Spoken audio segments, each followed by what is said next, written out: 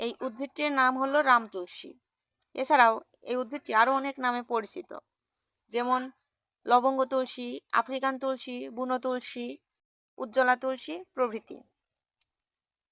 এই উদ্ভিদটি 4 থেকে 8 ফুট পর্যন্ত লম্বা হয়ে থাকে।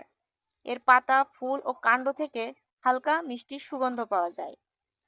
এর পাতাগুলো দেখতে কিছুটা ডিম্বাকৃতির ও কিনারাগুলো করাতের মতো খাঁজকাটা হয়। এর পাতা পিষলে বা ডললে মৃদু, মিষ্টি ও তাজা সুগন্ধ পাওয়া যায়। এর কাণ্ড কাষ্ঠল ও শক্ত। উদ্ভিদটির পাতা ঔষধি গুণ সম্পন্ন, যা সর্দি, কাশি, গলা ব্যথা ও অ্যাজমার মতো শ্বাসযন্ত্রের সমস্যা দূর করতে অত্যন্ত কার্যকরী।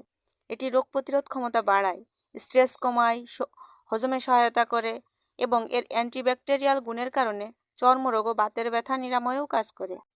এটি একটি শক্তিশালী প্রাকৃতিক ডিটক্সিফায়ার। এটি মুখের দুর্গন্ধ এবং দাঁতের ক্যাভিটি দূর করতেও সাহায্য করে। এটি ত্বকের ব্রণ সমস্যা দূর করতে ও জীবাণুনাশক হিসেবে কাজ করে। এর অনেক উপকারিতা থাকা সত্ত্বেও এর কিছু অপকারিতাও রয়েছে, যেমন অতিরিক্ত বা নিয়মিত সেবনে জরায়ু সংকুচিত হতে পারে, যা গর্ভাবস্থায় বিপজ্জনক।